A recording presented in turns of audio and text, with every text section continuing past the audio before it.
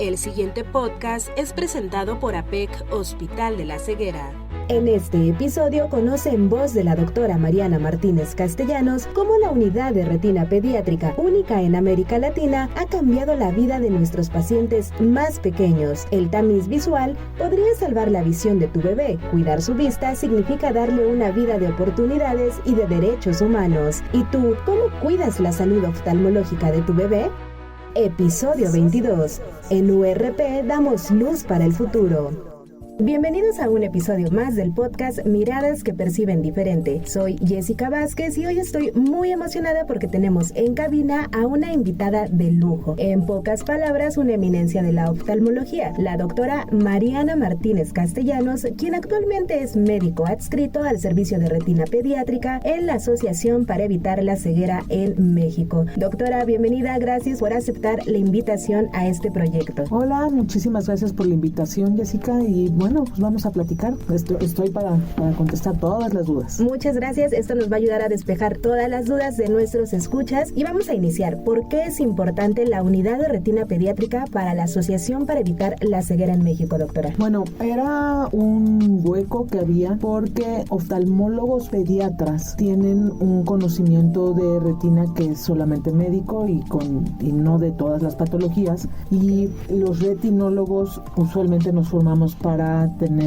operar retina de adultos. Entonces es un hueco para poder hacer cirugía de calidad en niños, porque no es de oftalmología pediátrica y tampoco es de retina de adultos. Entonces juntamos las dos cosas y podemos ahora tener diagnóstico, estudios y tratamientos específicos para una población que no estaba siendo del todo considerada, o sea, que no entraba en algún rubro en específico. ¿Cómo es que surge la unidad en APEC? Le empezó el doctor Hugo Quiroz hace muchísimos años viendo a los niños. Después nos abrieron un cuarto muy chiquito en el 2005 y estuvimos así durante muchos años hasta que hace poco se construyó como tal la unidad de retina, que fue, me parece, en el 2019 que empezamos la construcción. Y así fue como se hizo el servicio completo de retina pediátrica, aunque ya veíamos niños, ya operábamos a los niños y todo, pero estábamos dentro de la misma área de retina de adultos. Ahí estaban las personas con silla de ruedas y además las camillas de los prematuros. Entonces pues nos hacíamos bolas todos y pues se hizo un área específica solamente para ello. ¿Cómo se siente de ser parte de este proyecto y de haber visto esta transición? Es súper importante el haber visto cómo creció la unidad, porque además es la única que yo sepa que existe en Latinoamérica y es una de las muy pocas que hay en el mundo. De hecho, yo tuve que ir a Londres para ver la primera unidad que se hizo en el mundo, que estuvo en Londres, en Moorfields. Entonces tuve que ir a ver cómo manejaban todo, cómo estaba la distribución y todo para poder hacer la unidad acá en la Ciudad de México, en el hospital, para poder crecer hacia un mejor manejo de los niños. O sea, los niños tienen complejidades que se tienen que atender, que no es tan fácil hacerlo en un consultorio regular. ¿Qué padecimientos se tratan en la unidad de retina pediátrica? Pues todo lo que tenga que ver con retina de niños, que usualmente la más frecuente es retinopatía del prematuro, porque hay mucho nacimiento prematuro, mucho niño con enfermedad por esta razón. Ahora los prematuros en las unidades de cuidados intensivos neonatales sobreviven pacientes que antes pues no podíamos rescatar. Entonces ahorita pues al tener una tasa de supervivencia mayor, las secuelas también son importantes. Entonces tenemos muchos niños con prematurez, enfermedades genéticas. Tristemente tenemos muchos de trauma. La gran mayoría de los que llegan acá al hospital son por traumatismos, sobre todo en deportes o en casa, ¿no? Que un balonazo, o que estaban en la casa y se cayeron, se pegaron, o el hermanito le picó el ojo. Ya no tenemos tantos. Antes era del área rural. Por ejemplo, mi papá fue el oftalmólogo del Hospital para el Niño muchos años en donde yo nací, en Toluca, y veíamos muchísimo, por ejemplo, niños picados por gallo, aves de corral. Ahora ya los vemos muy poquito. Antes eran de todos los días. Los lesionados por fuegos artificiales, que es muy triste, no debería de haber, sobre todo en las épocas de diciembre, más que en las posadas y eso, en el Día de la Virgen de Guadalupe, tenemos muchos niños de esos, o en las fiestas de patrias, ¿no? Claro. Niños con trauma por piñata. Hay traumatismos por maltrato infantil. Casi no nos llegan acá al hospital porque usualmente se asocian a traumatismos más severos en otros lados del cuerpo, entonces son más de hospital general, pero sí los llegamos a ver. Entonces mucho es trauma y pues desprendimientos de retina, lo que les decía, enfermedades genéticas, tumoraciones y eso son más de hospital grande, ¿no? Entonces usualmente hacemos el diagnóstico y los derivamos a hospitales donde tengan terapia intensiva y todo esto que es lo que se necesita y podemos hacer nosotros perfectamente el seguimiento. Ahora, esto que mencionas es muy importante. ¿Por qué hay que mencionarle y recordarle a los padres de familia que realizar el tamiz visual puede ser un cambio en nuestros niños? Bueno, el 70% de los niños que están en una escuela para ciegos son ciegos por una enfermedad que era tratable o era prevenible y que no nos dimos cuenta. A mí se me hace increíble que nazca un bebé y que le cuentan los dedos de las manos y le cuentan los dedos de los pies y vean si se parece al abuelito o no y si se va a quedar con los ojos claritos o no, y a nadie le importa si ese niño ve, ¿no? O escucha, o el corazón le funciona bien. Entonces es súper importante hacer el diagnóstico. Todo el mundo dice, ay, ¿a poco tan chiquitos? Sí, tan chiquitos, y a veces así de chiquitos tenemos que ponerles lentes o tenemos que operarlos o tenemos que hacer alguna intervención, inyecciones o algo, porque son enfermedades que tienen manejo. Algunas de las enfermedades que podemos nosotros detectar en un tamiz pues son aquellas en donde la mamá tuvo una infección en el embarazo y se pudo o no haber enterado que la tuvo y se la transmitió al bebé. Algunas mamás que no sabían que estaban embarazadas y tuvieron radiaciones por cosas dentales o tomaron medicamentos que no debían tomar o drogas también, ¿no? O estuvo en contacto con tóxicos. Por ejemplo, ahorita esto del agua contaminada con petróleo, no sabemos las repercusiones, por ejemplo, en embarazadas, ¿no? Teníamos muchísimo miedo que el COVID fuera a dar malformaciones a los niños, que la mamá tuvo COVID durante el embarazo. Afortunadamente eso no pasó, pero era una posibilidad, porque hay muchos virus, por ejemplo la rubiola, que si le da a la mamá en el embarazo, el bebé va a nacer con cataratas y con lesiones en la retina, además de sordera, ¿no? Entonces infecciones, tóxicos o algo que la mamá haya tenido en el embarazo lo puede tener el bebé y el bebé aparentemente está sano cuando no lo está.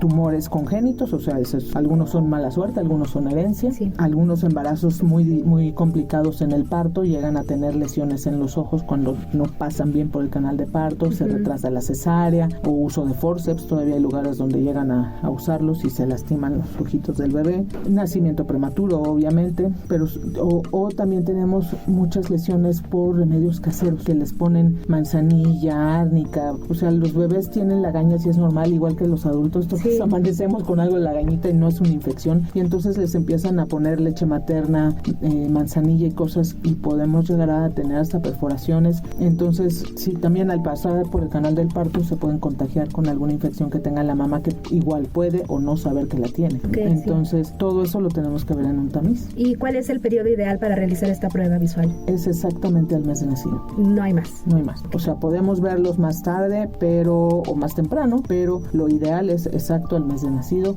particularmente a los bebés prematuros. Doctora, me gustaría que le enviara un mensaje a los padres de familia, a la gente que está en este proceso de planificación familiar. ¿Por qué es importante que acudan a una revisión oftalmológica con sus bebés? Bueno, el nosotros poder cuidar la visión de un niño desde chiquito significa que vamos a estarle cuidando los 80 años siguientes de visión, ¿no? Sí. Y no solamente es visión, sino también es vida. A veces encontramos infecciones como el citomegalovirus congénito, que pueden tener lesiones en su cabeza, o el toxoplasma, que pueden tener lesiones en su cabeza, o tumores como el retinoblastoma, que pueden poner en riesgo la vida. Entonces, un tamiz visual nos habla de mucho de cómo es la salud general de un bebé. Entonces, es muy importante hacerlo, no solamente para mantener visión, sino para saber cómo está la salud general de un chiquito. Muchas gracias. Ahora que tenemos este panorama más concreto de lo que se hace directamente en la unidad de retina pediátrica, nos gustaría conocer también más a la doctora. ¿Quién es la doctora Mariana Martínez Castellano? Bueno, yo soy retinólogo pediatra. Yo estudié en Toluca, en la Universidad Autónoma del Estado de México. Después hice oftalmología en el Hospital Central Militar. Sí. Después tuve un periodo, porque nosotros en el Hospital Militar terminábamos en agosto, no en febrero como normalmente se hacía. Ahorita ya se emparejaron, pero cuando yo estaba, había un periodo ahí en donde estuve trabajando con el doctor Quirós en investigación por poco más de un año. Antes de entrar con el doctor Quirós del Hospital Militar me mandaron a Katrina cuando fue lo del huracán, que fue la primera vez que el ejército mexicano después del Álamo pisó suelo americano. mexicano y fue para ayudar en Katrina, porque tuvieron una epidemia de conjuntivitis epidémica viral. Entonces, pues te sensibiliza mucho para estar con gente que perdió todo, ¿no? Sí, claro. Y que además, encima de que perdió todo, tenía conjuntivitis hemorrágica, que es una variedad muy... O sea, mejoran y les va bien, pero es muy agresivo, o sea, se ven los ojos como si se les fueran a salir. Sí. Entonces, pasé por Katrina, luego la investigación con el doctor Quiroz, después estuve aquí haciendo retina médica, retina quirúrgica, y después uno de mis mentores, que es el doctor Paul Chan, estudié con él en Nueva York, en Cornell, en la Universidad de Cornell, en el Hospital Presbiteriano, durante unos meses, pero hacíamos campañas acá en el Hospital de la Ceguera para cirugía de niños, y él se venía conmigo acá a operar. Yo era la que operaba porque él, al ser extranjero, no podía operar a los niños. Yo ya era retinóloga quirúrgica, entonces pues él me guiaba cómo hacer las cirugías, entonces operábamos muchos niños en un día, varias veces, muchas semanas que venía acá a México, le encantaba venir, y así fue como me formé. Después me fui con el doctor Tom Lia, estuve un tiempecito con él para ver cómo era la cirugía endoscópica en niños en el Hospital de Children's de Los Ángeles, y pues yo hice muchísima cirugía acá en el hospital durante un muy buen tiempo. No podíamos meter niños muy chiquitos antes de que estuviera la unidad, entonces era complicado a veces por la logística, y pues la vida me fue llevando. Yo siempre lo he dicho, la retinopatía del prematuro te escoge. A mí nunca fui muy de niños, ni siquiera tengo hijitos, entonces no soy muy niñera, pero veo al paciente como lo que es una persona a la que le tengo que ayudar a mejorar sus condiciones de visión, y la retinopatía te escoge. A mí, desde que estaba en la residencia en el militar, me tocaba ir a ver a los niños al cunero, tenía yo que ir cargando el oftalmoscopio, que era una cosa enorme, y a veces el láser, que pesaban un montón, varias cuadras hasta a la unidad materno-infantil, y ahí estaba toda la tarde del viernes en la tarde viendo niños. Cuando llegué acá a la Ceguera, pues el doctor Quiroz me dijo si sabía verlos, dije que sí, sabía verlos y ponerles láser y todo. Entonces pues me fue llevando por un lugar que yo no había yo considerado, ¿no? De hecho, yo en algún momento pensé hacer órbita y oculoplástica y andar operando para dejarte sin arrugas. Sí, pero bueno, como usted dice, la vida me fue llevando. Mi papá es corneólogo, bueno, mi papá se dedica mucho, no corneólogo, más bien se dedica mucho a segmento anterior y córnea, y pensó que en algún momento iba a ser córnea, pero pues no, tampoco me gustaba. Y mi mamá también es oftalmóloga, pero bueno, pues la vida me llevó a la retina pediátrica, y junto con Hugo pues describimos el primer tratamiento antiangiogénico. Lo presenté por primera vez en un congreso en Francia, que se juntaron el americano de retina con el europeo de retina, se me fueron al cuello. Fue muy complicado los primeros años con el tratamiento de antiangiogénicos, pero hoy día es el tratamiento de elección a nivel mundial, ya ha salvado miles de ojos. Wow, qué orgullo, doctora. La verdad es que es bien importante conocer todo el proceso que implica, ¿no? Ser un oftalmólogo, ser médico en todos los sentidos. Y podríamos decir que su pasión viene por la herencia de su familia. Pues en parte, aunque mis papás nunca quisieron que hiciera yo medicina, además no me veían madera de médico, porque nunca fui muy disciplinada con los estudios y con la escuela, pero pues la vida me llevó. Claro, y ahora tenemos justo a una profesional de la salud. Actuar hoy es transformar el mañana. Si eres oftalmólogo y quieres ser parte del proyecto que cambiará la salud visual de América Latina, no te puedes perder Inside Life México 2030, un evento organizado por la Agencia Internacional para la Prevención de la Ceguera y la Asociación para Evitar la Ceguera en México. Ingresa a la página que aparecerá en la descripción de este episodio. Regístrate y juntos transformemos la salud visual. Continuamos. Me gustaría que nos describa en 5 palabras su trayectoria profesional. Hijo, ha sido una cuesta arriba, ha sido cuesta arriba, y el que rompe la pared es el que sangra, ¿no? Justo así. Cuando nosotros describimos el tratamiento antiangiogénico, de verdad que la gente, una vez que yo pensé que un italiano me iba a pegar, o sea, me decía, no, es que dejan a los niños tontos. Digo, no, o sea, la evidencia dice que no es el antiangiogénico, nacieron prematuros y tienen secuelas. Entonces, pues el que rompe la pared es el que sangra, la que se aventó todas las broncas de la terapia antiangiogénica al inicio, pues fui yo. Y una vez que se brincó eso, ahorita ya todo el mundo habla de la terapia como si fuera natural inyectar a los niños y tratarlos así, cuando en realidad fue un cuesta arriba muy difícil. Fue muy cuesta arriba cambiar las leyes para que se hiciera el tamiz visual, o sea, estuve 8 o 9 años con diputados y senadores y para que se hiciera obligatorio el tamiz visual neonatal. Hasta el 2016, cuando estaba el Peña Nieto de presidente, se aprobó por decreto presidencial presidencial, sí, que eso fue una negociación que se hizo ya sin diputados y ya sin senadores porque nada más estorbaban, sí. o sea, no ayudaron nunca, y pues con Peña Nieto con Enrique Peña Nieto fue que se pudo hacer, se concretó y lo hizo como decreto. Tú ves el artículo 61 y dice, por decreto presidencial es obligatorio. Entonces todo ha sido cuesta arriba, pero pues mi cacho de mundo, cuando yo me vaya, está mejor que como lo encontré. Qué bueno, qué orgullo. ¿Qué retos ha implicado ser mujer en la medicina con todo esto que tenemos como panorama de machismo también? Híjole, mira, esto de que presenté lo de antiangiogénico, yo siempre he creído, y alguna vez me lo confirmaron, que se aprobó apenas, tiene pocos años de aprobado como tratamiento como tal, ¿no? Sí. Pero que se hubiera aprobado muchos años antes si el que presentara los datos iniciales hubiera sido un hombre caucásico, sí, en medios 50, en vez de una mujer muy joven, latina y morena, ¿no? Sí tuvo que ver, ¿no? Sí. El mundo ha cambiado muchísimo en los últimos años y ya no puede uno decir, no, que que las mujeres nos dan, o sea, ya ahorita aquí en el hospital son más oftalmólogas que oftalmólogos, los puestos de poder todavía están ahí como hay que ver que jefas de servicio, todo eso ha sido pues abrir espacios. Pero cuando se presentó en el 2005, la presenté en el 2006, yo creo que sí tuvo que ver que era mujer y que estaba muy joven, y que además no era de un país, sí, pues Estados Unidos o Inglaterra, claro, o algún, y con era todo de un país esto latinoamericano. Entonces yo creo que eso sí retrasó la aprobación que le agarraran el tratamiento como tal, lo cual costó muchos ojos, ¿no? Sí. Eso costó muchos niños ciegos en muchos países, particularmente en Latinoamérica, donde tardaron mucho más que en otros lados en aprobar. Y bueno, ahora que ya tenemos esta oportunidad, gracias al trabajo de investigadores, de médicos, de oftalmólogos, de personas como usted, ¿qué la inspira a seguir construyendo un panorama de oportunidades visuales para los niños? Pues lo que pasa es que tenemos que tomar la tecnología como una ayuda para mejorar la calidad de visión, no solamente de los niños, sino de los adultos o de adultos mayores, porque la tecnología es lo que nos va a ayudar a que tengan una mejor calidad de vida. Si el ojo ya no está haciendo su función como debiera, ver si tienen auxiliares que les ayuden, si son los que les dictan en el oído, si son